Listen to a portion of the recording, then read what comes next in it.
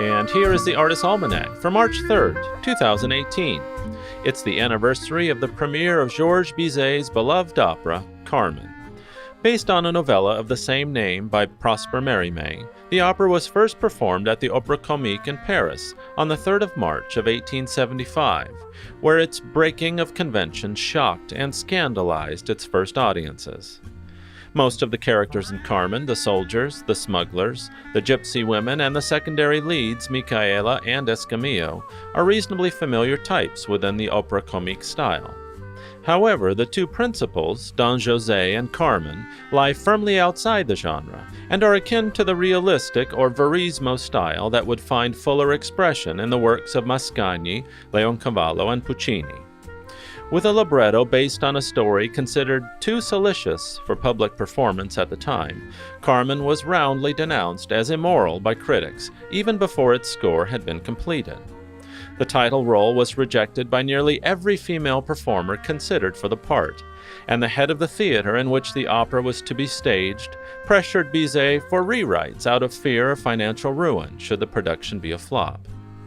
However, the character of Carmen would come to change the paradigm of what a heroine could be, showcasing a gritty cigarette girl prone to capriciousness and exercising her unquenchable lust for freedom at all costs, instead of the spotless soprano audiences had come to expect.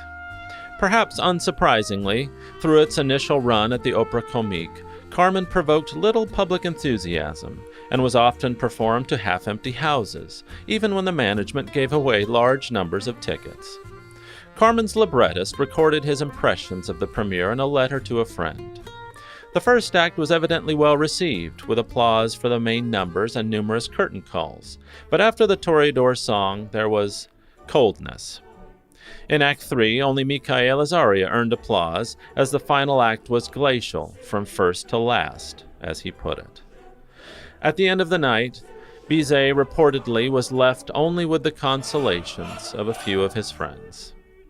The general tone of the next day's press reviews ranged from disappointment to outrage.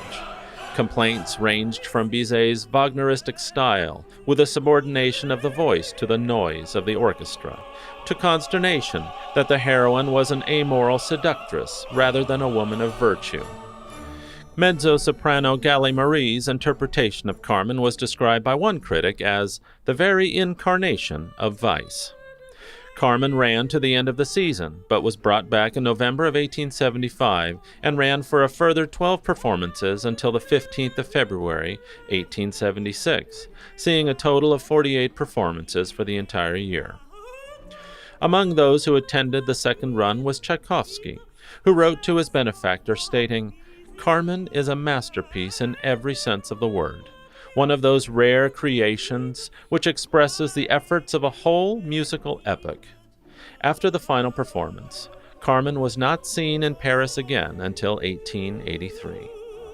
On the 9th of January, 1884, Carmen skipped the pond and was given its first New York Metropolitan Opera performance, although to a mixed critical reception. It wasn't until February of 1906, some 22 years later, when Carmen would finally get its due, when the famed tenor Enrico Caruso sang Don José at the Met for the first time, a role he would perform until 1919, 2 years before his death. Bizet's Carmen has been in the Met's rotation ever since, and by the beginning of 2018, the Metropolitan Opera alone has performed Carmen over 1,000 times. Carmen enjoys continuous success in all parts of the world and in many different languages, with Carmen's Habanera from Act 1 and the Toreador song Votre Toast from Act 2 being among the most popular and best known of all operatic arias.